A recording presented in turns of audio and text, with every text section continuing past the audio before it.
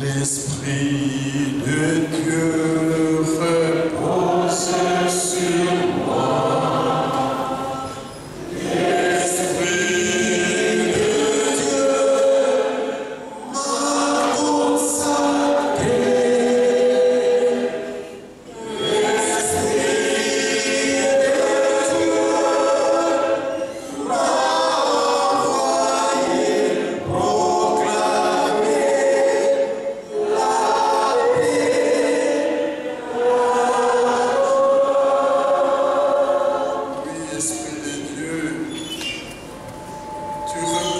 chacun de nous en cette matinée. Tu viens faire ta maison en nous, dans nos cœurs. Tu viens habiter parmi nous pour nous envoyer proclamer la bonne nouvelle de la paix et de la joie à cette humanité, particulièrement à ce Congo. Que les jeunes se lèvent, remplis de l'Esprit Saint, pour témoigner. Inspire-nous les paroles qu'il faut pour que l'œuvre du salut de notre Seigneur Jésus-Christ se réalise aujourd'hui. Amen.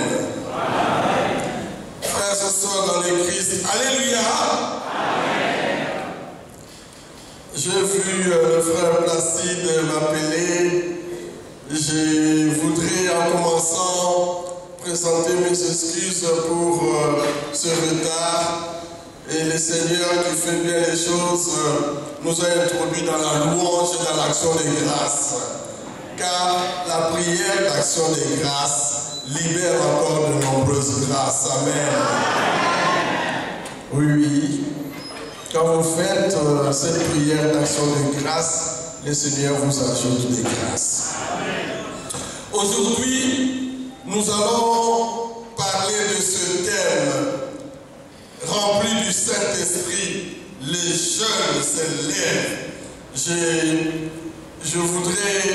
me suis demandé, les jeunes là, c'est qui? Parce que bon, je sais pas, je suis jeune aussi. Hein. Non, vous riez, c'est plus jeune. Hein? Je me suis dit les jeunes de 7 à 77 ans. Donc c'est nous aussi. Hein? Donc nous lèvons. Les jeunes se lèvent, remplis de l'Esprit Saint. Vous savez, frères et sœurs, au point de départ du fait d'être chrétien, il n'y a pas d'abord une idée. Ah, voilà l'idée d'être chrétien, c'est cela, je deviens chrétien. Il n'y a pas d'abord une morale. Ah, voilà, il n'y a pas d'abord de dogme. Mais il y a d'abord une rencontre. Amen. Une rencontre. La rencontre avec une personne. Jésus. Au point de départ d'être chrétien, il y a une rencontre. Une rencontre qui bouleverse la vie, qui change la vie, qui lui donne un sens nouveau. Voilà, une rencontre bouleversante, transformante, qui donne un sens nouveau à la vie. J'aime bien le mot sens, car le mot sens a toujours deux acceptions. Le mot sens a pour acception d'abord le contenu. Hein, quand je demande quel est le sens de cette phrase, le contenu. Donc cette rencontre donne un contenu à notre vie. Amen. Une rencontre qui donne un contenu à notre vie, qui donne sens. Mais le mot sens signifie aussi direction. Tu vas dans quel sens? Dans quelle direction? Donc cette rencontre donne aussi une direction à notre vie. La rencontre avec Jésus, ça donne un contenu, ça donne une direction à notre vie. Et l'expérience du renouveau, c'est justement faire en sorte que nous nous laissons pousser guidés par l'Esprit Saint qui donne sens à notre vie et qui nous donne une direction, qui nous conduit. Le renouveau dans l'Esprit, l'Esprit qui souffle et nous prend pour nous conduire. Vous savez, dans la Bible, dans les livres de la Genèse, quand Dieu crée l'homme, il prend quoi? La terre, Adama, c'est ça, Adama, l'argileux. Donc frères et sœurs, vous et moi, nous sommes faits d'un peu de terre. Amen. Nous sommes faits d'un peu de terre, nous sommes tirés de la terre. Nous sommes faits d'un peu de terre. Mais, j'aime bien, quand je suis avec mes étudiants, j'aime bien les mais. Parce que ce mais-là, c'est ça qui change tout. Vous voyez que les professeurs, vous voulez défendre votre mémoire et prendre votre travail, dit, votre travail est bien rédigé. Vous avez pris un sujet d'une actualité brûlante. Votre style est flamboyant et par moments électrique. Votre travail présente une architectonique de toute beauté. Vos notes infrapaginales sont bien rédigées. Et j'ai pris un réel plaisir de vous lire de la page 5 à la page 10 et j'y adhère. La bibliographie est à jour. Alors vous voyez, l'étudiant sourit. Et puis le professeur dit, mais quoi encore? Après tous ces éloges. Mais j'ai craint que la partie séduisante de votre travail ne soit que séductrice et que tout ce développement n'accouche d'une souris. Voilà pourquoi j'ai 2 questions à vous poser et chaque question se subdivise en 3 petites questions. Vous en avez combien là? 6. C'est ce mais-là. Alors j'ai dit, frères et sœurs, Dieu nous a créés avec quoi? De la terre. Et c'est ce mais-là qui articule l'avant-bras et le biceps. Elle met dense et dansant, costaud. Mais nous sommes faits aussi du souffle de Dieu. Il a pris la terre et puis il a insufflé son souffle. Donc nous sommes faits de terre et du souffle de Dieu. Et voilà, la terre nous tire vers le bas et l'esprit, le souffle nous aspire vers le haut. Alors dans le renouveau, nous disons, nous ne pouvons pas vivre simplement par terre. Nous devons aussi nous lever de la terre pour vivre du souffle de l'esprit. Et donner ce souffle à notre monde. Là où il y a des renouvelés, ils apportent le souffle de l'esprit. Oui, nous devons vivre en ayant les pieds sur terre. On ne doit pas faire semblant, comme si on n'est pas abonné. On doit avoir les pieds sur terre. Mais vous ne devez pas avoir le regard sur terre. Vous devez avoir le regard vers le haut. Voilà, vers le haut. C'est cela l'anthropologie biblique. Et c'est cela l'expérience du renouveau. Il nous aspire vers le haut, vers le haut, vers le haut. Remplis du Saint-Esprit, les jeunes s'élèvent vers le haut. Ils ne restent pas par terre. Ils se lèvent. Ils se lèvent. Et la vie chrétienne, c'est justement la vie dans le Christ et dans l'Esprit. Et c'est pourquoi Saint Paul pouvait dire, pour moi, vivre, c'est le Christ. C'est le Christ. Et cette vie du renouveau dans l'Esprit, c'est pour que nous ayons cette vie pleine, cette vie de plénitude, de surabondance de grâce. Je rappelle encore en Jean 10, je suis venu pour que vous ayez la vie et la vie en abondance. Amen. Et Jésus, dans les béatitudes, il nous montre le chemin de cette vie en abondance. Heureux les pauvres de cœur, heureux ceux qui pleurent, heureux les doux, heureux les miséricordieux, les assoiffés de justice. Mais heureux, soyez dans la joie et dans l'allégresse quand on vous persécute à cause de moi. Le Seigneur nous demande tout et ce qu'il offre, c'est la vraie vie, le bonheur pour lequel nous avons été créés. Nous avons été créés pour ce bonheur, la vie en abondance, la vie pleine d'amour. Et le Seigneur veut que nous soyons toujours saints. Il ne veut pas que nous nous contentions d'une existence médiocre, d'une existence édulcorée, d'une existence sans consistance. En réalité, dès les premières pages de la Bible, il y a sous diverses formes l'appel à la sainteté, l'appel à la sanctification, à se laisser conduire par l'Esprit. Voici comment le Seigneur le proposait à Abraham en Genèse 17, 1.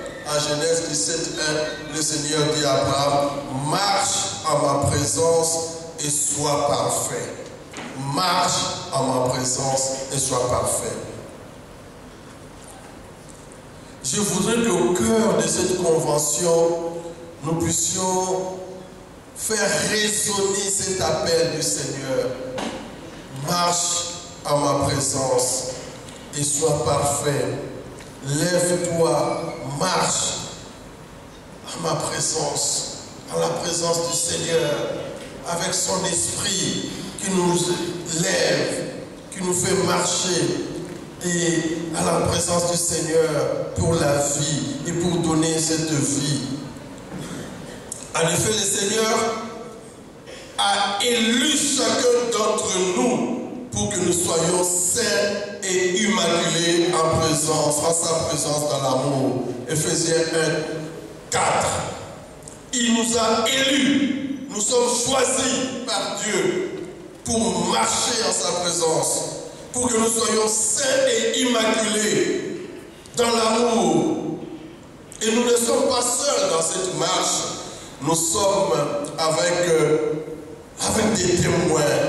L'Épître aux Hébreux parle de cette cohorte de témoins. Abraham, Moïse, Gédéon, Hébreux 11, 1 jusqu'à 12.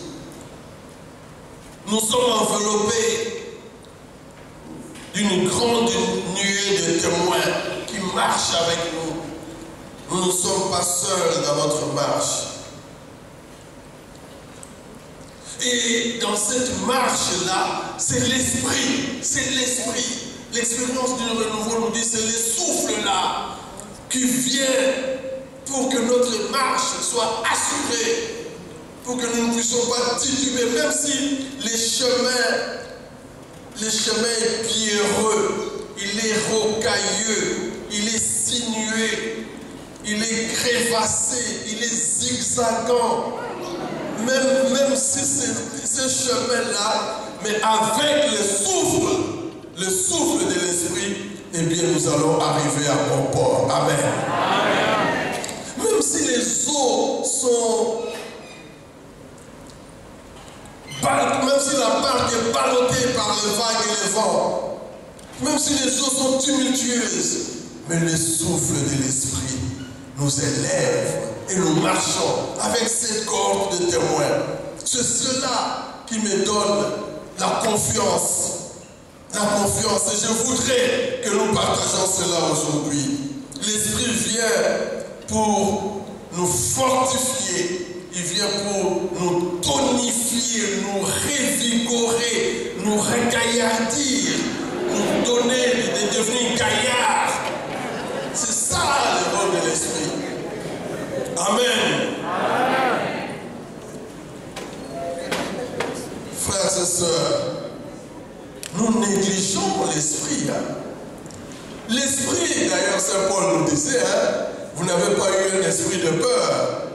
Nous avons eu un esprit de force qui nous fait crier Abba Père. Et devant les difficultés, devant tous les obstacles, nous avons fait l'expérience que nous ne marchons pas seuls. L'Esprit est un... On nous raconte que un pasteur protestant aux États-Unis, quand il a fait l'expérience du renouveau, eh bien, quand il entrait dans le bus, il payait toujours 2 billets. Il disait, un c'est pour moi, un pour l'esprit qui m'accompagne. Toujours. C'était cela, sa façon. Et donc, frères et sœurs, voilà, en guise d'introduction, ce rappel au cœur de cette convention qui nous dit rayonne de l'esprit de Pentecôte. Eh bien, nous voulons que l'Esprit Saint qui nous a donné la force nous aide à transformer ce monde, transformer le monde. C'est une tâche pour l'Église, transformer le monde. C'est une tâche pour l'Église, et particulièrement pour le renouveau, qui est une chance pour l'Église. Et d'ailleurs, vous savez, chacun de nous a reçu la mission de figurer le monde. Figurer le monde, donc on pourrait dire donner une figure au monde. Figurer le monde, tout le monde, chacun de nous. Nous naissons, on nous apprend, je prends l'exemple d'écrire. Quand nous entrons à l'école, on nous apprend à écrire, non? On nous apprend l'écriture. Mais est-ce que nous tous nous écrivons de la même façon? Chacun de nous écrit de sa façon.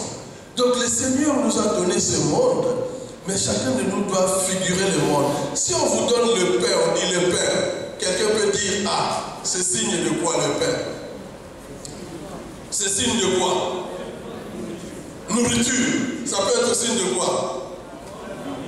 La vie, ça peut être quoi? Le travail, ça peut être quoi? La parole, ça peut être quoi? Et ça peut être l'amour, le partage. Vous voyez, vous êtes en train de figurer le pain. On a dit simplement pain. Si on fait l'exercice, on peut sortir 100 mots à partir du pain.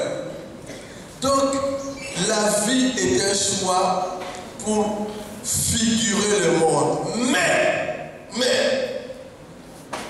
pour figurer le monde, nous avons un double choix à faire. Soit transfigurer le monde, soit défigurer le monde. Amen. Les deux là sont des figurations.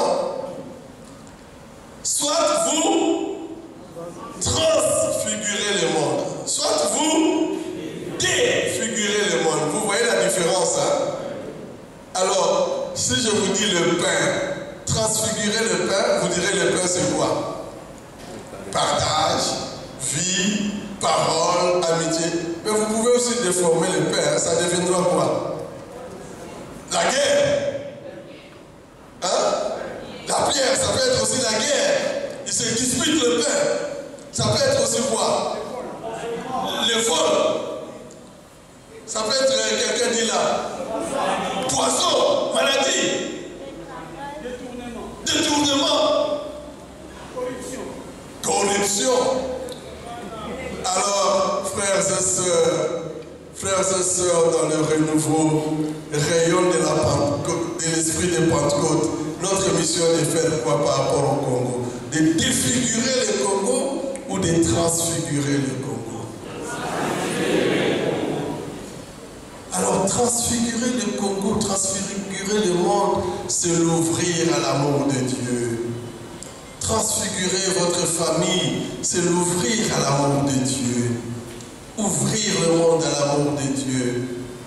Pour que le monde réalise ce pourquoi il est créé. Frères et sœurs, nous sommes créés par amour et nous sommes créés pour l'amour. Nous sommes créés de terre et nous sommes créés du souffle de Dieu pour avancer. Voilà ce que je voudrais dire aujourd'hui. Ça, c'était mon introduction. Maintenant, rapidement, je vais le dire en 3 petits points. Le premier point serait quelques figures bibliques. Quelques figures bibliques qui nous aident à voir comment transformer, avoir le rêve de transformation. Le deuxième point serait des défis et des obstacles dans cette mission de transformation, de transfiguration. Des défis, des obstacles pour les jeunes qui doivent s'élever. Et le troisième point maintenant serait justement les clés. Le pape François a appelé ça, parlant des ingrédients, hein, je dirais des clés pour la réussite. Voilà. Donc, premier point, quelques figures. J'ai choisi 3. J'ai choisi 3. La première figure que j'aime bien, c'est Moïse. Je vais aller vite. C'est Moïse. Vous connaissez Moïse, hein? Vous connaissez Moïse? Prenez Actes, chapitre 7, verset 20 à 38. Actes, chapitre 7, verset 20 à 38. On me dit, mais il parle de Moïse et il parle du Nouveau Testament, comment ça? Mais oui, non? Quelqu'un peut voir dans Actes 7 là, qu'est-ce qu'il est dit?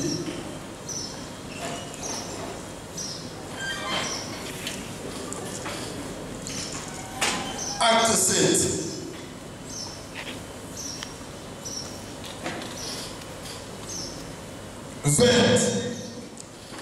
Je lis ceci.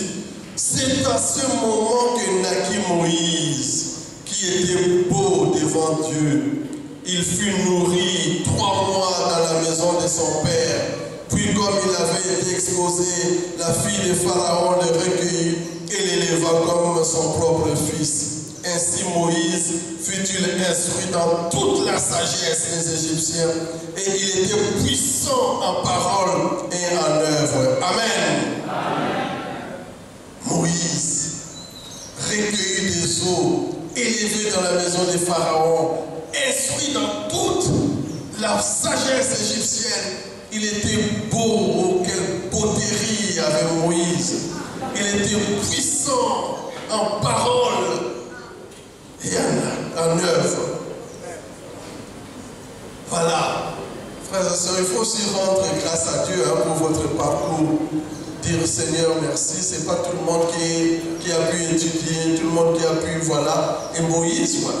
Et comme il atteignait la quarantaine, la pensée lui vint de visiter ses frères les Israélites. À 40 ans, étant d'une génération, les chiffres 40, vous connaissez. Et Moïse, l'idée lui vient d'aller visiter ses frères israélites. Voilà la mission de Moïse. Il va visiter le rêve de Moïse. Il va visiter, certainement parce que sa mère qui l'élevait, Pharaon lui a dit que non, toi tu n'es pas égyptien, tu es israélite. Et quand il va visiter ses frères, il sort de la maison royale, de la maison de Pharaon, il voit maintenant la misère de son peuple. Il voit les Israélites qui sont esclaves, molestés, tout cela. Et non, c'est Moïse, il rêve maintenant. Et son rêve c'était quoi? De libérer. Est-ce que c'est bon ou c'est mauvais? C'est bon, c'est même très bon. Libérer son peuple. Voilà le rêve de Moïse. Quel est ton rêve, frère? Quel est votre rêve? Quel est le rêve de nos jeunes aujourd'hui? Voilà, Moïse, il ne se satisfait pas d'être dans la maison de Pharaon. Il vient, il voit la misère, il dit, je vais libérer mon peuple. Alors, quand il rencontre l'Égyptien là, qui est en train de taper, de frapper son frère, lui le libérateur, qu'est-ce qu'il fait? Il intervient et il fait quoi? Il tue. Voilà le libérateur. Il tue. Il ne peut pas accepter qu'on puisse molester son frère. Il tue. Moïse le libérateur. Ça c'est le rêve, le premier aspect de la vie de Moïse. Le grand rêve. Et le lendemain, il vient. Il voit ses 2 frères en train de se disputer. Il vient dire non, vous êtes des frères. Vous ne pouvez pas vous disputer. Mais, il est un mais. Lui, il rêvait quoi? Il rêvait d'être qui? Le libérateur de son peuple. Mais il avait oublié qu'il y avait un mais. Son peuple là, qu'il voit en train de se disputer, il dit non, vous ne pouvez pas vous disputer. On lui dit quoi? Que Ce sont qui? Ses propres frères, Wachinga, Babonkai. Qui t'a établi notre nom? Non. Tu veux nous tuer comme tu as tué l'Égyptien hier. Alors, là, les rêves de Moïse se fait quoi? Brisé, hein? Il rêvait de libérer son peuple, maintenant son peuple les rejette. Alors, il fait quoi? Il fuit, une fougue à Salus, le salut dans la fuite. Il fuit. Ça, c'est la deuxième étape de la vie de Moïse. Première étape, le grand rêve. Deuxième étape, le rêve brisé. Il fuit. Il va se réfugier au pays de Madian. Il oublie, il dit, moi je voulais sauver mon peuple, mais maintenant j'ai oublié tout ça. Il a même pris femme. Il a eu 2 enfants. Et lui, le fils de Pharaon, il commençait à élever quoi? Les troupeaux. Même pas son propre troupeau. Les troupeaux de qui? Commence à élever les troupeaux du beau-père. Oh là là, il est descendu plus bas. Les rêves brisés, c'est fini. Et quand vous lisez, toujours dans 1 Corinthiens, on nous dit, il atteignait 40 ans et tout, et puis au bout de 40 ans, encore, troisième étape de Moïse, l'irruption de Dieu dans la vie de Moïse. Il voit dans ce buisson ardent, il voit cette flamme, mais qui ne consume rien. Il est intrigué, mais il est quand même aussi étonné, frères et sœurs. Même quand votre rêve est brisé, même quand vous avez tout lâché, n'enlevez pas la soif de l'étonnement. S'il ne s'était pas étonné, là, il dit, mais c'est quoi? Il s'étonne et dit, je vais aller voir. Qu'est-ce qui se passe? Et c'est là qu'en voulant voir, il ne voit pas, mais il entend. Et la Bible, souvent, c'est la parole. Entend. Il lui dit, Moïse, retire tes sandales de tes pieds, ce lieu que tu es un lieu saint. Qui es-tu? Je suis le Dieu d'Abraham. Je suis celui qui suis. L'irruption de Dieu, il dit, va, maintenant je t'envoie chez Pharaon, tu vas libérer mon peuple. C'était les rêves de Moïse, mais c'était son rêve. Maintenant ça devient le rêve de qui? Amen. C'est le rêve de Dieu. Et Moïse va devenir qui? L'instrument de Dieu. Moïse dit, moi je vais aller chez Pharaon. Je ne sais même pas parler. Mais ici nous avons lu, il était puissant en parole. Il dit, non, moi je ne sais pas parler. Et puis moi je vais là-bas, je vais dire quoi? Pharaon qui est grand. Le Seigneur dit, va. Et maintenant quand Moïse va, frères et sœurs, je termine par là. Est-ce qu'il ne va pas rencontrer des difficultés? Il va rencontrer des difficultés. Mais maintenant, il va fuir. Chaque fois qu'il rencontre des difficultés, il va chez qui? Chez Dieu. Voilà, tu m'as dit ceci. Voilà, qu'est-ce que je peux faire? Voilà, qu'est-ce que... La vie de Moïse est transfigurée. Avant de transfigurer son peuple, c'est l'Esprit de Dieu qui est entré dans la vie de Moïse pour faire de lui un instrument. Et Moïse va maintenant agir au nom de Dieu. Il deviendra petit. Même quand il ira chez Pharaon, ce n'est plus Moïse qui avait les méthodes avant. Avant, si tu refuses, il fait quoi? Il tue. Maintenant... oui, frères et sœurs, vous voyez la différence, hein? Quand l'esprit entre, nous tous nous avons des rêves, hein? Mais quelles sont nos méthodes? Est-ce que ce sont les méthodes de Dieu, de l'esprit?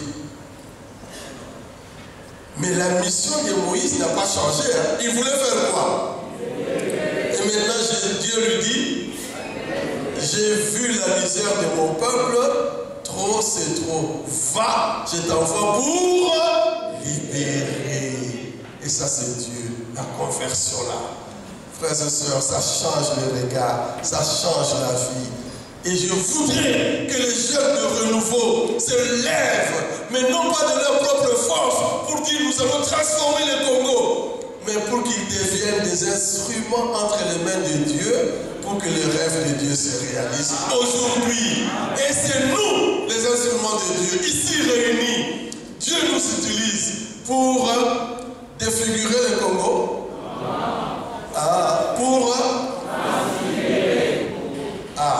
Je vous laisse vous-même dire comment nous transfigurons le Congo ici. Dans la corruption, dans la tricherie. Je suis en train de mener un combat dans cette université pour non à la tricherie, non au plagiat. Et quand tu triches ici, on te renvoie. Mais je reçois parfois des interpellations à M. Nappé, Libisakak. On a mis le plagiat parce que des jeunes, ils font des mémoires, ils vont copier. Maintenant, on a fait ces logiciels-là, quand tu fais entrer, ça montre partout où tu as copié. Et il dit, ah non. Ah non, ça monte mon mabé. Mais vous voulez quel médecin qui triche? Demain, vous allez chez lui. Transfigurons le Congo, c'est cela, ce combat-là. Et nous pouvons le faire ensemble. Amen. On va revenir. La tricherie, la corruption est entrée dans notre pays comme ça. Quelqu'un me disait la semaine passée, on avait attrapé un tricheur à l'école maternelle.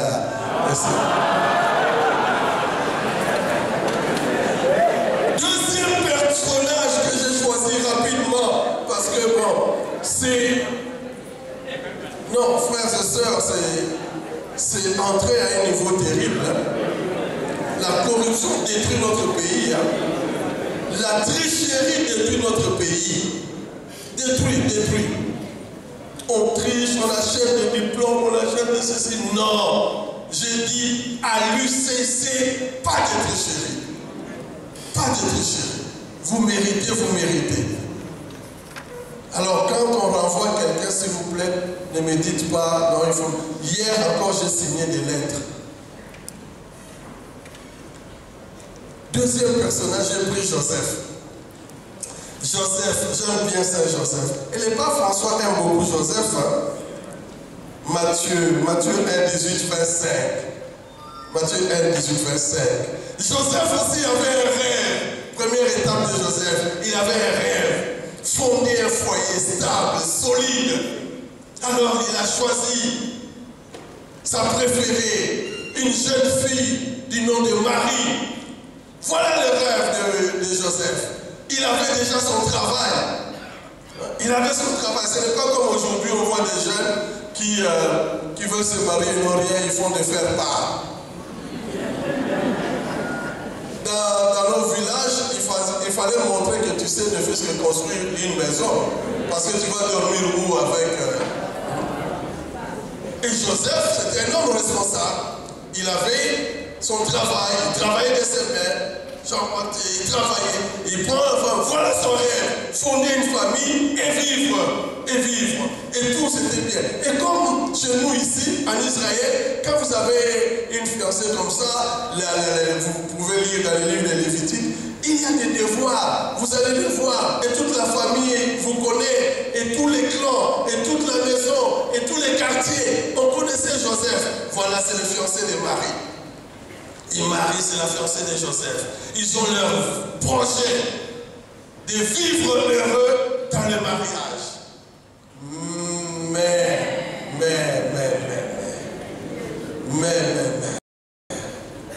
Alors que ce jeune homme faisait son projet, son rêve, à un moment donné, son rêve a été brisé. Avant d'habiter avec sa fiancée, voilà que sa fiancée tombe enceinte. Ça c'est la désolation pour Joseph, hein? Frères et sœurs, avant d'aller à mariage, votre fiancée tombe enceinte. Et Joseph, je crois qu'il est déboussolé, il devient la honte du village, il devient tout cela, et non. Mais on nous dit, Matthieu 1 là, dans le verset 20, on nous dit, Joseph qui était un homme juste, a résolu de faire quoi? Moïse avait fui. Joseph fait quoi? Bon, il va répudier sa femme. C'est fini. Le contrat est fini. Mais comme il était juste, il dit qu'il va le répudier en silence. Vous voyez, chers amis, même quand quelqu'un vous heurte, faites-le dans le silence. Il ne faut pas dire, il m'a fait comme ça, non. Joseph, le rêve est brisé, mais il est fait en silence. Il dit, bon voilà, j'ai rêvé, mais mon rêve est brisé. C'est fini, je vais la répudier. Ça, c'est deuxième étape. Troisième étape, c'est l'irruption de Dieu dans la vie de Joseph. Alors l'ange vient, l'ange qui est l'envoyé de Dieu, frères et sœurs, être attentif à la parole de Dieu dans notre vie. L'ange vient et lui dit, ne crains pas, Joseph, de prendre en mariage Marie, car l'enfant qui est en elle est conçu de l'Esprit Saint. Amen. Voilà ce que l'ange lui dit. L'ange du Seigneur lui apparut en songe et lui dit, Joseph, fils de David, ne crains pas de prendre chez toi Marie, ta femme, car ce qui est engendré en elle vient de l'Esprit. Elle enfantera un fils et tu l'appelleras du nom de Jésus, car c'est lui qui sauvera son peuple de ses péchés. Amen. Et Joseph maintenant remplit la mission de Dieu de fonder une famille. Et lui confie aussi les rôles du père, de donner le nom à l'enfant. C'est le père dans la tradition d'Israël qui donnait le nom, qui protège la famille. Et il va protéger l'enfant. Et il va faire tout. Voilà la mission de Dieu. Cet homme-là qui rêvait et qui pensait que son rêve était brisé, maintenant il entre dans le projet de qui? De Dieu. Et il va même avoir ce qui ne rêvait pas, être le père du sauveur de l'humanité. Voilà. Et il va protéger l'enfant, même contre Hérode, même contre en rêve, l'esprit lui parle. Être attentif à l'irruption de Dieu.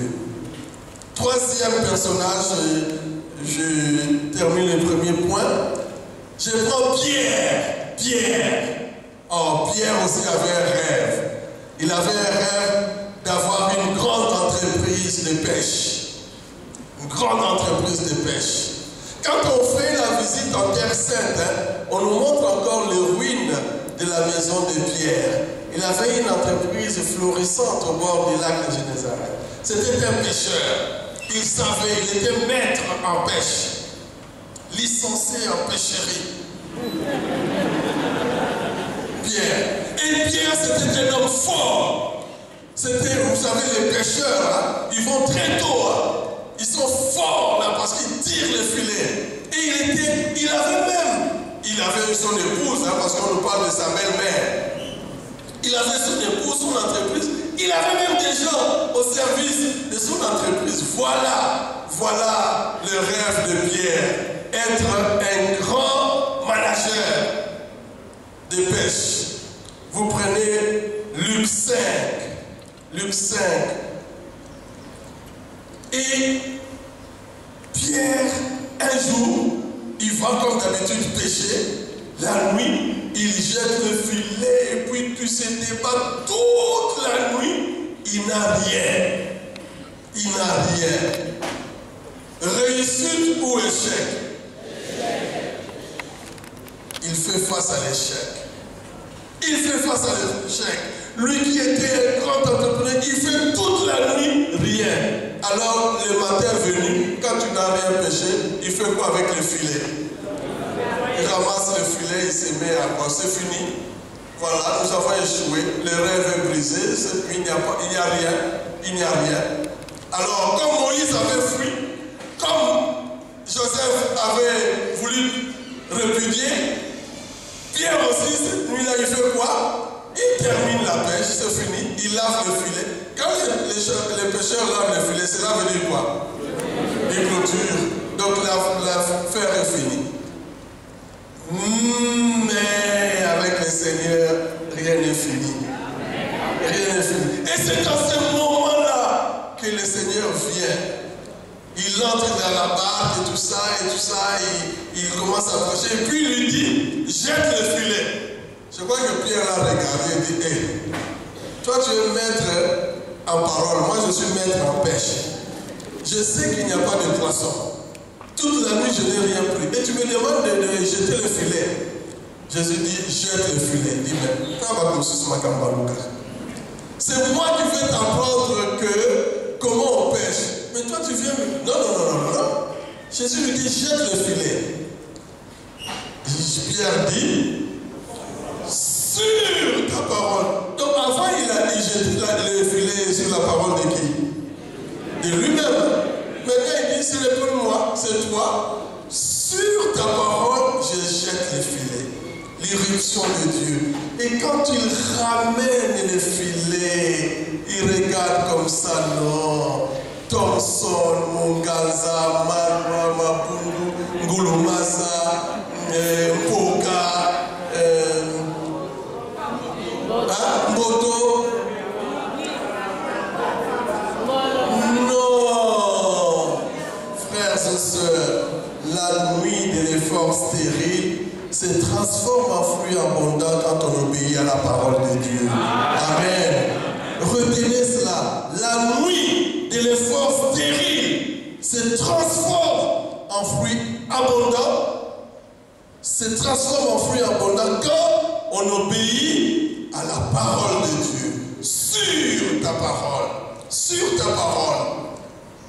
Et Jésus dira ce que Dieu avait dit à Moïse, ne crains pas. Ce que Dieu avait dit, l'ange avait dit à Joseph, ne crains pas. Il va dire aussi à Pierre, ne crains pas.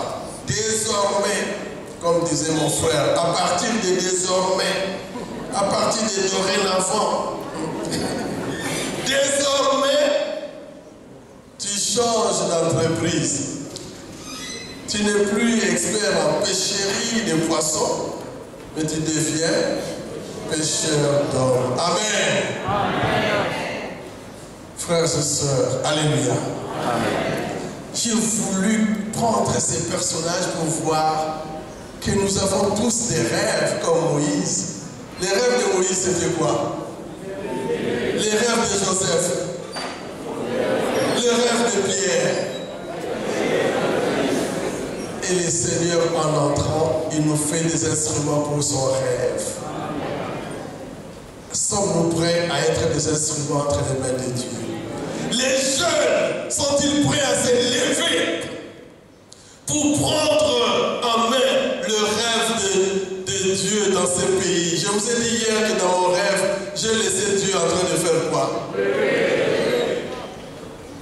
Pouvons-nous espérer que quand je vais rêver demain, que je vois Dieu qui ne pleure plus? Et Dieu avait dit, ça dépend de qui? De nous-mêmes, amen. Voilà mon deuxième point maintenant, des défis, des défis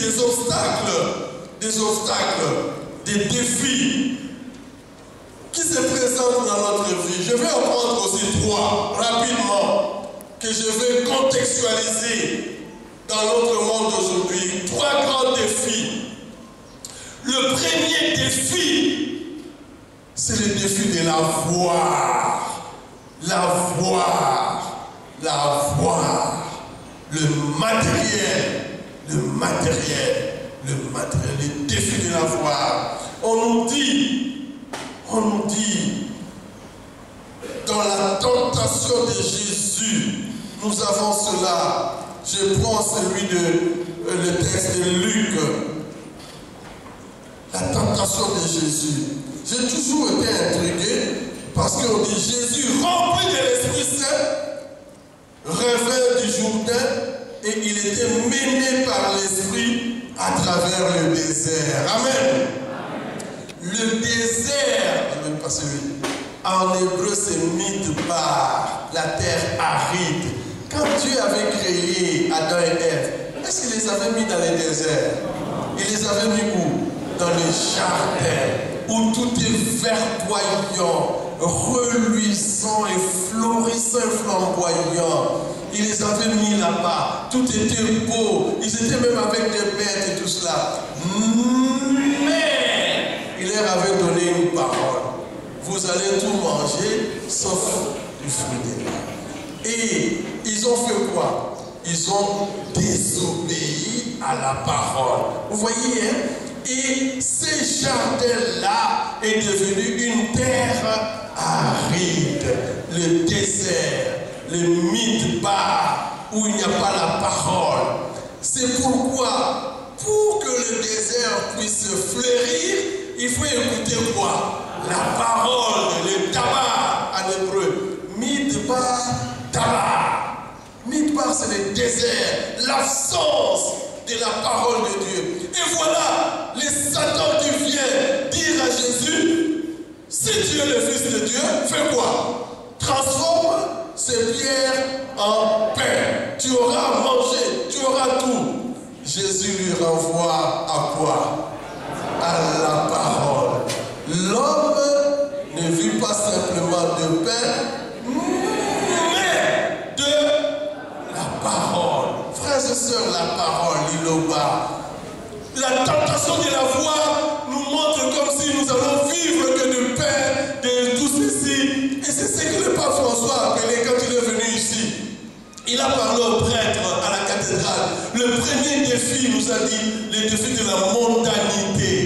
Le monde, on vous tire vers le bas. Chers jeunes, faites attention à la mondanité. Ah, on va vous montrer que oui, vous aurez le pain, oui, vous aurez ceci.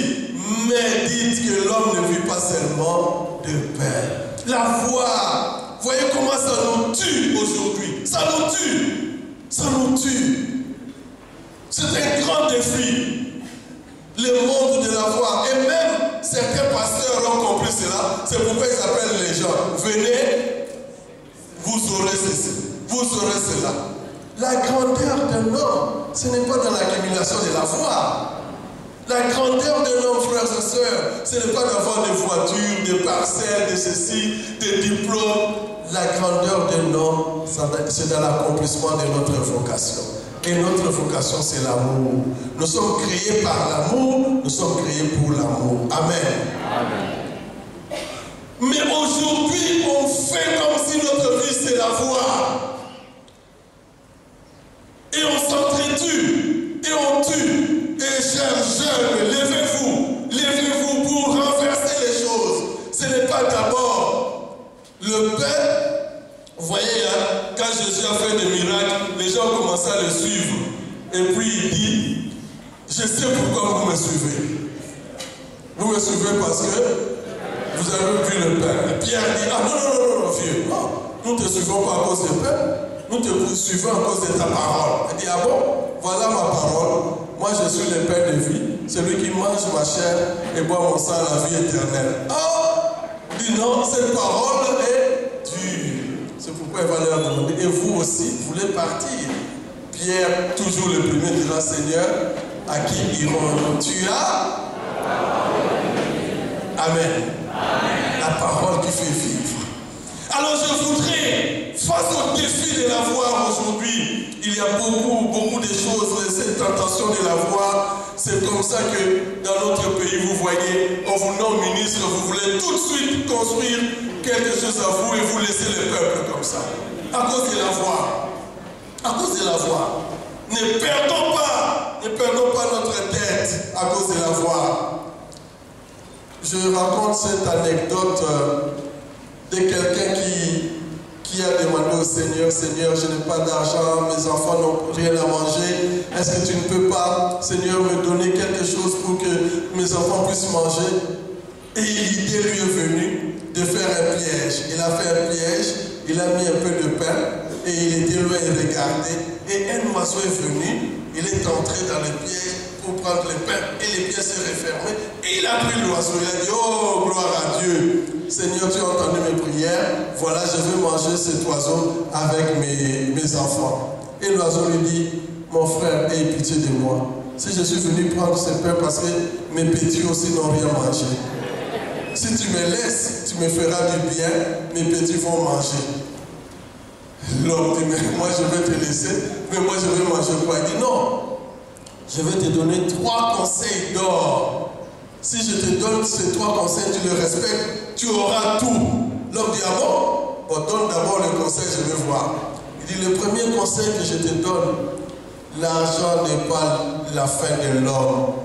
Le matériel n'est pas le tout de l'homme. Quand on te parle de l'argent, il ne faut pas perdre ton intelligence.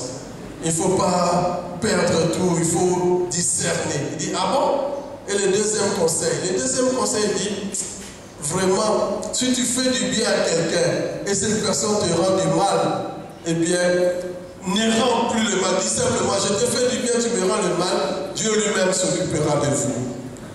Et troisième conseil, si tu suis quelque chose et que tu vois que tu ne peux pas abriver et aboutir, laisse cela, sois humble et le Seigneur lui-même te revaudra. L'homme a entendu ces 3 conseils, il dit amen, hein? C'est bien, alors il laisse l'oiseau, il dit ok, ça va. Et quand l'oiseau monte sur l'arbre, il dit, ah, tu es bête, j'étais trompé, regarde mon ventre ici. J'ai avalé un diamant. C'est pourquoi je t'ai raconté ces 3 petits conseils-là, pour que tu ne puisses pas m'ouvrir et prendre les diamants. Donc si tu m'avais ouvert, tu allais devenir le plus riche du monde avec les diamants qu'il y a dans mon ventre. L'homme a dit, mais non, j'étais bête. Comment j'étais bête comme ça? J'ai eu vraiment un oiseau que je devais prendre. Oh, le Seigneur m'a envoyé des diamants. Non, je vais suivre cet oiseau. Et il monte sur l'arbre. Et l'oiseau monte. Lui aussi, il monte. Il était jeune du renouveau. L'oiseau monte. Et lui aussi monte. L'oiseau monte jusqu'à la dernière étape. Il vient prendre l'oiseau comme ça. La branche se casse et il tombe. Il se casse les côtes. Et l'oiseau vient lui dire, mon frère, je t'ai donné 3 conseils, non? Le premier conseil, c'était quoi? C'était quoi? L'argent n'est pas tout. Je t'ai dit que j'ai les diamants. Tu as perdu la tête. Comment j'ai avalé ces diamants? L'oiseau n'avale que ce qui passe par sa gorge. Mais ces diamants-là est passé comment? Pourquoi tu as perdu la tête? Donc il suffit qu'on te dise diamant, c'est fini, tu n'as plus l'intelligence. Il fallait discerner. Mais deuxième conseil, c'était quoi? Si tu fais le bien à quelqu'un et qu'il te rend le mal, oui, tu m'as fait le bien, tu m'as laissé. Et puis maintenant, moi je te dis non, je t'ai trompé. Puis tu vas me poursuivre. Non. Et le troisième conseil, c'était quoi? Sois humble. Si toi, tu crois que tu peux suivre l'oiseau jusqu'à la dernière branche là. Voilà comment tu es maintenant les côtes cassées. À cause de quoi? De la foi qui tue. Qui tue. On s'entretue. Regardez les affaires des parcelles. J'en passe. Deuxième tentation, c'est le pouvoir. Lisez toujours Luc 4, là, le pouvoir. Il l'amena plus haut. Le diable lui montra en un instant tous les royaumes de l'univers. Lui dit, je te donnerai tous ces pouvoirs et la gloire de ces royaumes. Le pouvoir et la foi et la gloire. Car elle m'a été livrée et je la donne à qui je veux. Toi donc, si tu te prosternes devant moi, elle t'appartiendra tout entière. Et Jésus lui dit, il est écrit, tu adoreras le Seigneur ton Dieu et lui seul te rendra un culte. Aujourd'hui, on adore le pouvoir. On adore le pouvoir. On se courbe devant le pouvoir. Et ce pouvoir devient comme notre chef. Non, non, non. Ce pays ne marche pas. Hier, nous avons déjà parlé de Père Georges, des gens qui se croient. Il devient Dieu parce qu'il est directeur, recteur, ministre. Ceci, non, non, non. Le pouvoir, hier, nous avons dit, c'est le service. Oh, aujourd'hui, à cause du pouvoir, vous voyez comment les sciences occultes recrutent nos jeunes dans nos universités en disant vous aurez un bon poste et les gens pour Méfiez-vous, hein, vous voyez parfois des jeunes filles avec des jeeps comme ça. Vous les voyez, hein, avec des jeeps, vous dites, ah, mais c'est beau, mais c'est quoi, comment? Non, venez, moi aussi, venez. On va vous donner seulement ceci et puis vous saurez. Méfiez-vous. Les Satan dit aussi à Jésus, je vais vous donner le pouvoir. Tout ce qui est pouvoir et la gloire. Et vous serez comme dans un miroir. Et le soir, vous serez beau. Venez voir. Non.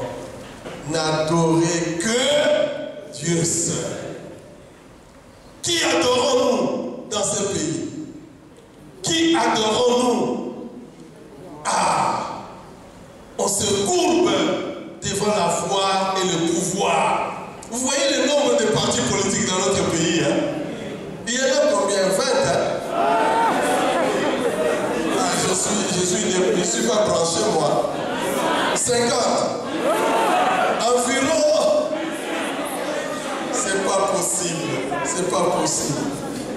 Est-ce que tout cela, c'est parti, c'est pour servir? Nous voulons transfigurer le Congo ou défigurer le Congo? Hein? Défigurer? Transfigurer, hein? Oh, frères et sœurs, alléluia. Troisième, c'est le vouloir. Vouloir, ma volonté. Ma volonté. Et Satan lui dit, si tu es le Fils de Dieu, jette-toi en bas. Fais ce que tu veux. Et il est écrit, il te donnera pour toi des ordres et des anges afin qu'ils te servent. Sur leurs mains, ils te porteront. Et le Seigneur lui répondit, tu ne tenteras pas le Seigneur ton Dieu. Donc tu feras la volonté de qui? De Dieu. Et non une volonté prométhéenne à toi-même. Nos jeunes aujourd'hui, ils pensent qu'ils peuvent faire ce qu'ils veulent. Non, non, non. Adam, Ève, ils ont fait ce qu'ils voulaient contre la volonté de Dieu. Et le jardin est devenu un désert, un midbar. La volonté, tu ne tenteras pas ton Dieu. Le vouloir, je veux. Je veux. Ah non, non, non, non. Dans le renouveau, l'esprit nous apprend à obéir à la volonté de qui? De Dieu. Comme Moïse a obéi à qui? À Dieu. Comme Joseph. Il fit ce que l'ange lui a dit. Comme Pierre. D'ailleurs Pierre c'était aussi difficile pour lui. Hein, parce que comme il est fort, il pensait toujours à sa force. Quand on est venu arrêter Jésus, il a fait quoi? Il a fait comme Moïse, non? Il a fait quoi? Il a prié même pas. Jésus lui dit, hé, ça c'est pas ma méthode. Hein. Ma méthode c'est quoi? C'est le pardon, il prend, il remet l'oreille. Très beau. Il lui dit, attention. Mais quand on vient lui dire, toi tu es mou, il aura quoi? Il aura peur. Hein? Ouais. Il se croyait fort. D'ailleurs, au pied de la croix, les gens forts n'étaient pas là. Qui était au pied de la croix? Jean, le petit, hein? Le plus jeune. Qui encore? Marie. Les gens de l'amour. Ce sont les gens de l'amour. Les disciples que Jésus aimait. Marie, les gens forts à Kwangolo, ils n'étaient pas au pied de la croix, ils ont fui. Ils ont fui. Frères et sœurs, alléluia. Je voudrais terminer en disant, maintenant, quelles sont les armes que nous pouvons avoir pour transfigurer, les jeunes du renouveau, quelles sont nos armes? Et je termine rapidement en donnant 5. Comme hier, le pouce, la première arme, c'est la prière. La prière. Et le pape François va dire que la prière, c'est vraiment le palpitement du cœur de celui qui a l'esprit. Il prie, ça lui rend la proximité avec le Seigneur.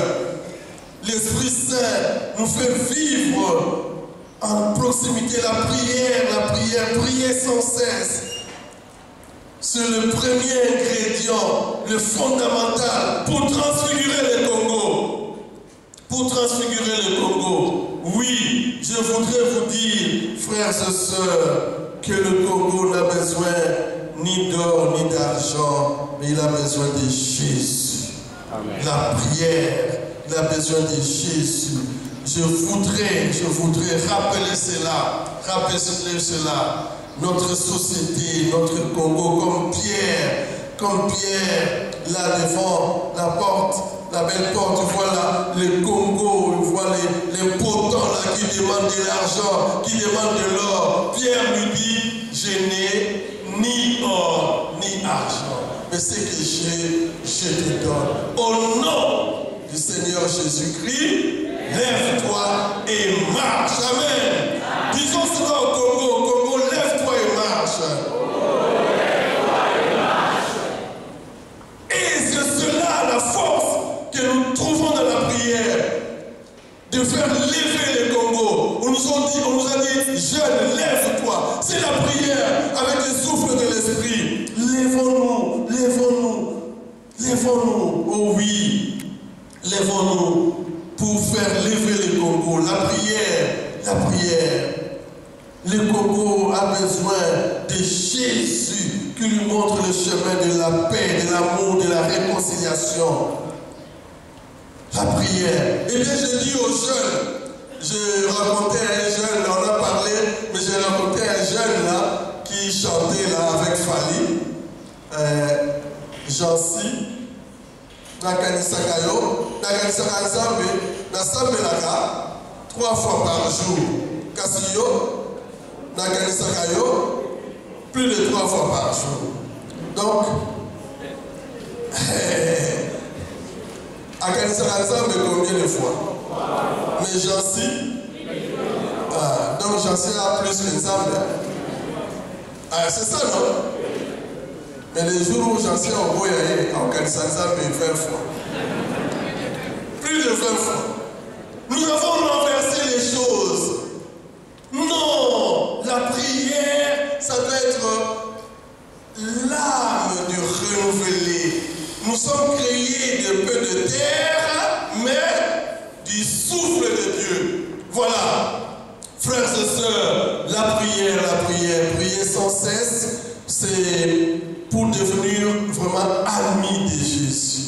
J'indique cela à nos jeunes, le temps que nous donnons la prière, et les papes nous rappellent ça à nous les prêtres, le temps que vous donnez la prière, c'est ça qui donne du succès à votre pastoral. C'est cela la prière. Sans la prière, vous n'êtes que comme les organismes des ONG là. Mais dans la prière, vous vous ressourcez. Et même des foyers où on ne prie pas, vous voyez les petits problèmes deviennent des montagnes. La prière. Moi, quand j'étais recteur du séminaire, je voyais les séminaristes qui ont appris à prier à la maison. Vous voyez autrement. La prière nous modèle. La prière nous donne un visage. Parce que nous devenons l'ami de Dieu. Jésus dit, je vous appelle plus de serviteurs, je vous appelle mes amis. La prière, on reviendra sur cela. C'est le pouce, c'est la prière. Dans la vie du chrétien, dans la vie du renouvelé, si nous voulons transfigurer le Congo, la prière. 2, l'index. C'est pour moi l'Eucharistie. Le Seigneur Jésus nous dit ceci. Il nous dit, la nourriture que je donne, le pain que je donne, c'est ma nourriture pour le monde. C'est cela, en Jean 6, le Seigneur nous dit cela. Il nous donne l'Eucharistie. Jésus nous montre un amour qui va jusqu'au bout. Jean 13, un amour qui ne connaît pas de limite, de mesure. Voilà, il nous offre sa vie, son amour. Et si nous entrons dans l'Eucharistie, nous trouvons la force pour transfigurer le Congo. L'Eucharistie, c'est vraiment un pain rompu pour un monde nouveau. Amen. Amen. un père rompu pour le monde nouveau. J'aime bien, il y a cette épiclèse dans la messe, hein, quand le prêtre, pour qu'il y ait la consécration, il dit que l'Esprit Saint répand ton Esprit Saint pour que ce pain devienne le corps et le sang de Christ. Alors moi je dis toujours aux fidèles, en ce moment où le prêtre étend le pain, toi aussi ouvre ton cœur, dis Seigneur, de même que tu transformes ce pain en ton corps, transforme aussi mon cœur, ma vie. Il faut faire cette prière, frères et sœurs. Quand vous entrez à la messe, à la consécration, que l'Esprit Saint descende sur ce pain, qu'il devienne le corps et le sang. Ouvre ton cœur et dis, Seigneur, descends aussi dans mon cœur pour transformer mon cœur. Amen. L'Eucharistie, c'est la nourriture qui nous transforme pour que nous puissions transformer, pour que nous puissions transfigurer les Congos. On pourrait revenir à plusieurs reprises. L'Eucharistie, le sacrement de l'amour du Christ jusqu'au bout. Le sacrement de la vie nouvelle, le sacrement de la communion. Il n'y a pas de rassemblement sans mission, tout comme il n'y a pas de mission sans rassemblement. Les deux, quand nous sommes réunis à l'Assemblée, c'est pour recevoir une mission. Voilà pourquoi l'Eucharistie se termine par aller. D'ailleurs, nous appelons ça messe, mission, envoyer. Allez faire ce que vous venez de célébrer. Allez devenir Eucharistie pour votre monde. Allez vous donner comme Jésus s'est donné. Allez dans la paix du Christ. Allez mettre la paix. Allez mettre la joie. Allez, c'est cela l'Eucharistie. Donc nous avons la force dans la prière et dans la prière par excellence, l'Eucharistie, l'index. Troisièmement, le majeur, c'est le témoignage de la communion fraternelle. La communion fraternelle. La communion fraternelle. Le pape disait aux jeunes, la communauté. La communauté. Nous ne sommes pas seuls. La communauté. Si nous voulons transfigurer les Congos, ce n'est pas en s'enfermant seul, mais en étant soudés aux autres. Je dis toujours, solidaires, nous sommes solides. Amen. Amen. Solidaires, nous sommes solides. Parce que solide, on m'a demandé solitaire. Je dis solitaire, nous sommes par terre. Solitaire, nous sommes par terre. La communion fraternelle. Le Seigneur nous invite à travailler les uns avec les autres et non pas les uns contre les autres, les uns au détriment des autres, les uns sans les autres. Nous devons nous stimuler dans la charité. Hébreux 10, 22, 25.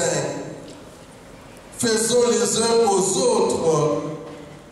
Faisons attention les uns aux autres pour nous stimuler dans la charité et les œuvres bonnes. Nous stimuler la communion fraternelle, la communion. On ne fait pas, on ne transfigure pas le Congo en étant isolé dans l'enfermement en soi, mais par contre en étant toujours avec les autres. Il y a ce proverbe qui dit: une armée de fourmis bien organisée peut faire tomber un éléphant. Amen. Amen. Et je vous raconte les témoignages que j'ai vécu à Jean 23. Il y avait une maman qui avait sa maison, j'ai terminé, une maman qui avait sa maison derrière le séminaire, Maman Galula. Et un jour, un monsieur, un colonel, achète une maison, une parcelle derrière la parcelle de Maman Galula. Et ce colonel construit une piscine dans sa maison, dans sa parcelle. Et il avait besoin que les eaux de sa piscine se versent dans la rivière qui est en bas là. Mais la parcelle de Maman Galula gênait. Alors il a demandé à Maman Galula de quitter là, comme ça les eaux de sa parcelle pouvaient passer. La maman dit: mais moi je suis veuve, mon mari m'a laissé ici avec mes enfants, je vais quitter comment? Et puis il envoie sa maman, le colonel, pour parler à maman Galula, pour lui dire, mais on va te donner l'argent, tu peux aller habiter à Passa. Il dit, mais comment? Moi je suis ici, mon mari m'a laissé ici, mes enfants, et toi? Non, je ne veux pas passer, je ne veux pas partir. Le colonel a dit, mais vous êtes un petit jeu pour moi, si je veux vous faire partir, je vais vous faire partir. Et la maman est venue dire, la maman du colonel est venue, accepte seulement, sinon mon fils va, voilà, te faire. La maman dit non, je n'accepte pas. Et un beau jour, le colonel prend un tracteur, ça rase la clôture de maman Galula, et voilà, ça rase sa maison. Et la maman est venue nous dire à la paroisse. Et le matin à la paroisse, nous étions là, nous avons dit ça aux fidèles à la messe.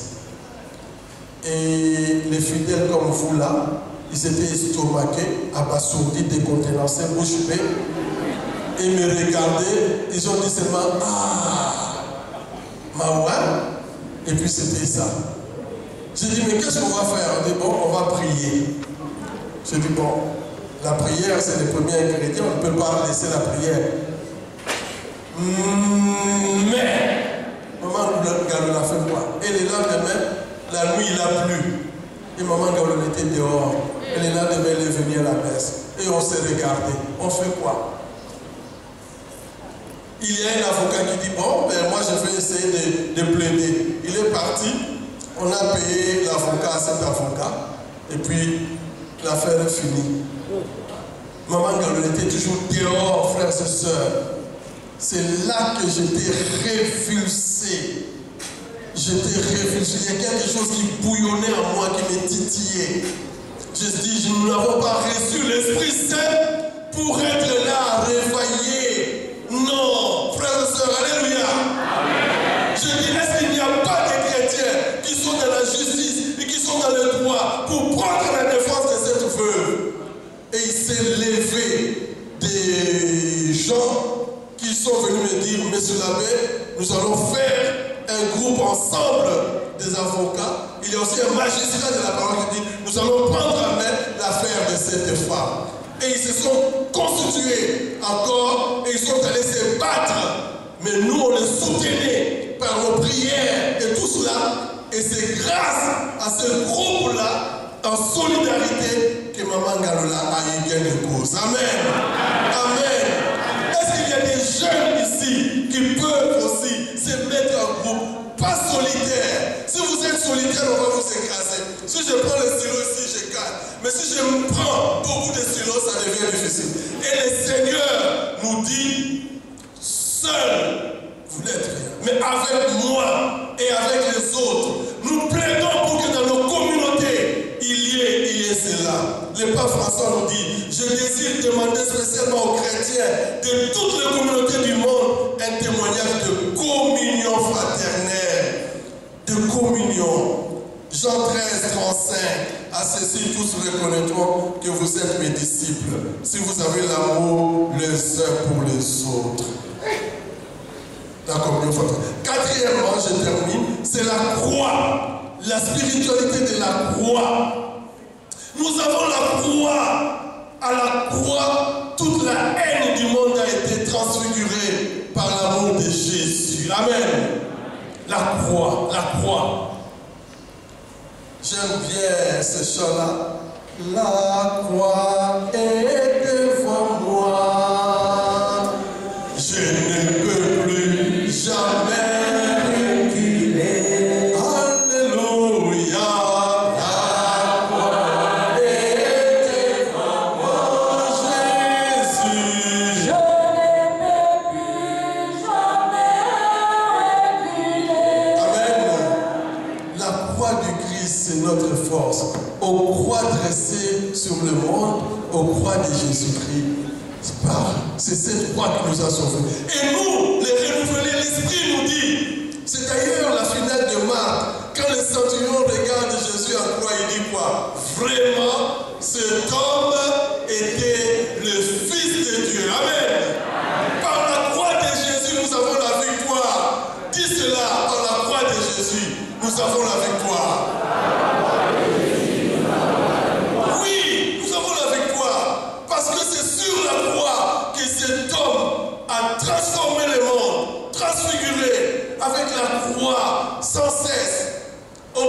pape Jean-Paul II, à la fin de sa vie, dans sa maladie, quand il avait des difficultés pour parler, il prenait sa croix, il tapait comme ça. La croix, la force de la croix.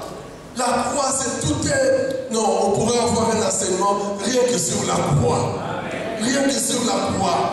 Regardez dans la croix. Regardez même les chemins de croix où Jésus, tout Dieu qu'il est, il a pris. Il n'a pas appelé les anges pour l'aider quand il est tombé. On a pris un Simon de Cyrène. Accepterons-nous d'être le Simon de Cyrène pour les autres? Ah oui. Je me rappelle, j'étais une fois malade au séminaire, j'étais malade et l'abbé Katao est allé pour acheter des médicaments pour moi, mais il arrive au Rond-Point-Gaba, l'argent qu'il avait ne suffisait pas. Et il se tourne comme ça, il dit, mais je dois encore rentrer au séminaire. Et il voit un petit là, tonton, qui était un petit qu'on chassait à la paroisse parce que c'est un petit un peu comme un dérangeur là. Et puis tonton lui demande, mais monsieur l'abbé, tu regardes comme ça, pourquoi? Il dit, mais non, monsieur l'abbé, c'est quoi? Il dit, non, d'ailleurs, je me l'avais santé de qui ici, mais je n'ai pas assez d'argent, tout ça. Il dit, ah, pour la vie, on avait santé. Non, non. Et ce petit-là, il appelle les autres là au Rond-Point-Gaba. Il dit, donnez de l'argent, donnez de l'argent. C'est ce petit-là qui a trouvé de l'argent. Il avait acheté des médicaments pour moi. Et quand il est rentré au séminaire, il me dit, monsieur l'abbé, tu ne peux pas croire. Qui a donné de l'argent pour que je t'achète? Je dis, qui tonton? Je dis, qui tonton? Frères et sœurs, on a toujours besoin même d'un plus petit que ça. Même d'un plus petit que soi. Et à la croix, Jésus a eu besoin des hommes, des femmes. Véronique qui a essuyé, Simon de Cyrène. Vous avez, frères et sœurs, dans la croix, regardez. Oh, frères et sœurs, j'aime la croix. Vous connaissez les récits, non? Les récits de ce couple-là. Quand l'homme venait le soir à la maison, et toujours en train de disputer sa femme, en train de crier, et la femme pleurait, toute la femme n'était pas. Quand le mari entre, la femme commence à trembler. Mais qu'est-ce qui se passe? Qu'est-ce qui se passe? Alors, un jour, l'homme entre, il voit que sa femme n'est pas là. Sa femme dit, je préfère aller à l'église. Et quand la femme est allée à l'église, le prêtre qui a prêché, à la fin, le prêtre dit, bon, vous rentrez dans la maison, quand vous arrivez, embrassez la croix qui est là-bas. Et quand la femme est rentrée chez elle, elle est allée embrasser son mari. Et le mari ne comprenait pas parce qu'avant, quand il parlait, la femme aussi se disputait, mais la femme l'a embrassé. Le lendemain, il vient, il parle. Il voit que la femme était partie, il revient, la femme l'embrasse. Il dit, mais qu'est-ce qui se passe? Tu viens d'où? De la messe. Ah bon? Mais qu'est-ce que le curé raconte là-bas? Et le mari est allé aussi à la messe. Et le curé dit à la fin, comme je vous dis toujours, hein, quand vous rentrez à la maison, embrassez la croix. Et le mari s'est rendu compte que donc, quand la femme l'a embrassé, il était la croix de sa femme. Amen. Et lui, il est rentré à la maison, et la femme tremblait, dit, mais il va faire quoi? Et le mari vient aussi, il a embrassé sa femme. Alors la femme dit, attends, moi aussi je suis sa croix. Alors les deux se sont tournés vers la croix de Jésus au milieu. C'est comme ça que quand j'entre dans une maison, je regarde où est la croix.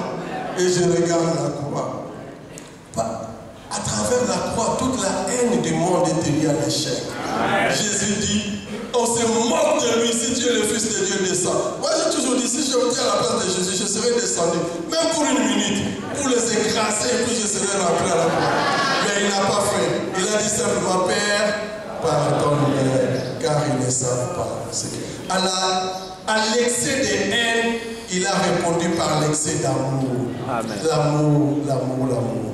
Cinquième et dernier point, la mère de Jésus, Marie, comme un dernier ingrédient, une force pour transfigurer le Congo, pour transfigurer notre humanité, transfigurer le monde. Nous avons une mère. Et cette mère, elle a une puissance terrible. Ah oui, elle a une puissance dans l'intercession. Hein. Vous l'avez vu à Cana. Hein. Elle a senti qu'il n'avait plus de vin. Quand le vin a manqué dans vos couples, comme à Cana, tournez-vous vers lui, elle. Et c'est elle qui a dit, ils n'ont plus de vin. Jésus lui dit, mais mon heure n'est pas encore arrivée, mais devant une mère, dit je connais mon fils. Allez, faites tout ce qu'il vous dira. Amen. Amen. Et c'est elle qui était la première charismatique remplie de l'Esprit Saint. Amen. Marie est la première charismatique. Elle a conçu de l'Esprit Saint, remplie de l'Esprit Saint. Sa foi d'un jour au pied de la croix, la foi de Marie à Nazareth était la foi de Marie au pied de la croix. Elle a dit oui au Seigneur. Voici la servante du Seigneur. Ce oui d'un jour est devenu le oui de toujours. Et à la croix, Jésus dit à Jean, voici ta mère. Et à Marie, voici ton fils. Et il y a eu cette complicité. Frères et sœurs, pour transformer le Congo, invoquons l'intercession de cette mère qui nous est donnée. Dans le ciel, nous avons une mère qui prie pour nous. Amen. Qui intercède. Et je termine par ce témoignage. Là, vraiment, je termine, c'est fini. Non, c'est fini maintenant. Ce témoignage, il y avait une maman qui avait un enfant très turbulent. Un enfant vraiment turbulent de la dernière minute ou quoi, vous ne pouvez pas savoir. Il a puni l'enfant, il a fait manger du piment, il a donné ceci, rien à faire. Tête de mule. Un jour, la maman avait une réception avec ses amis. Elle a préparé, dressé la table. Elle a mis du fumbois, que j'aime beaucoup, et puis du haricot. Elle a mis du Thompson, du capitaine, des côtisses de porc, des champignons, des bisques de homard, et puis il a pris de la ratatouille, il a pris tout cela, de pot au feu, il a mis cela, et il a pris du vin, il a dressé les tables, tout ça, et puis il attendait ses amis.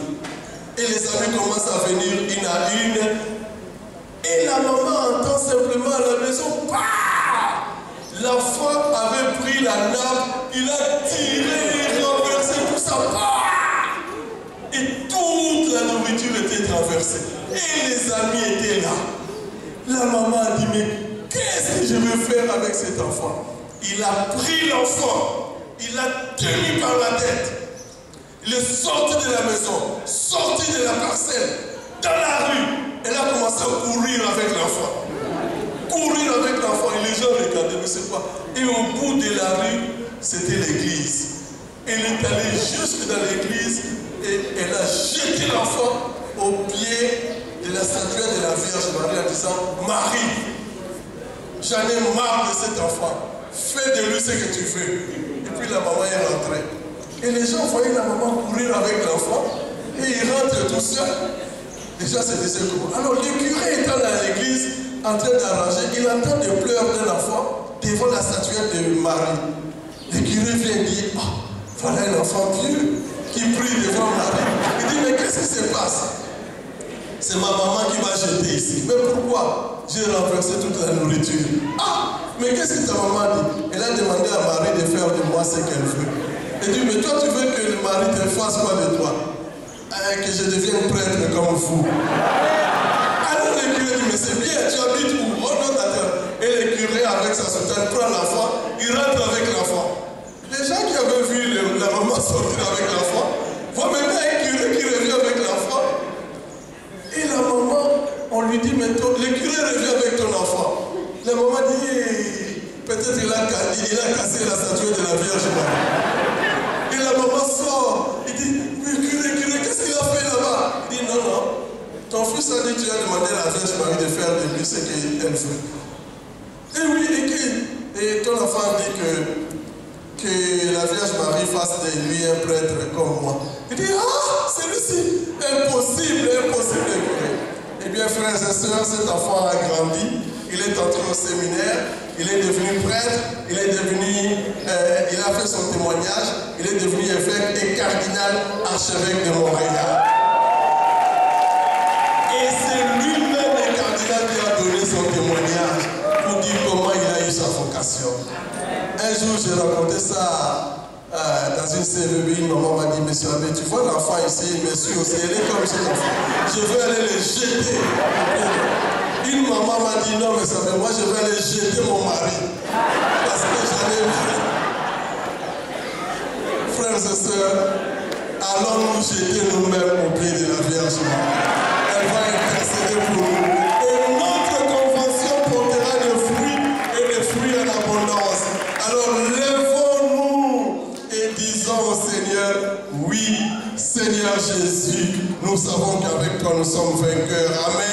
Amen. Que Dieu soit loué.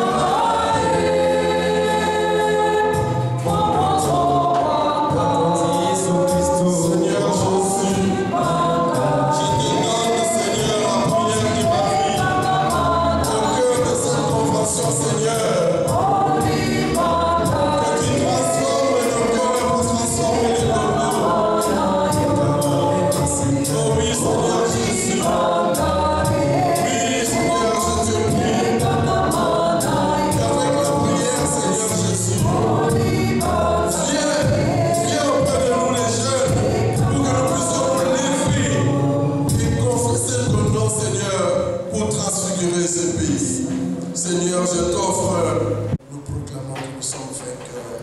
Et oui, le royaume de Dieu est là et nous sommes des humbles serviteurs. Viens à nous et viens nous sauver. Viens nous sauver, Seigneur Jésus.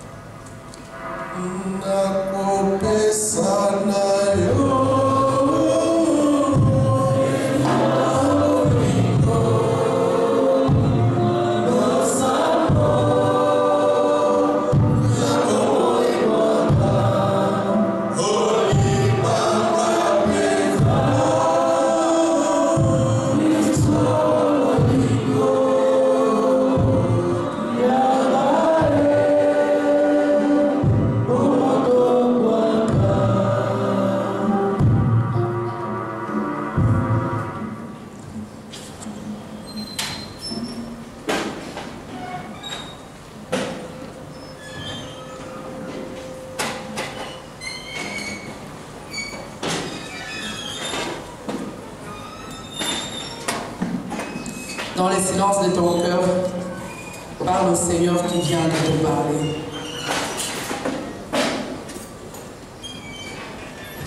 Lui qui t'a donné la mission de transfigurer le monde. Lui qui a investi en toi. Il te rappelle ce qu'il t'a donné et ce qu'il veut faire de toi.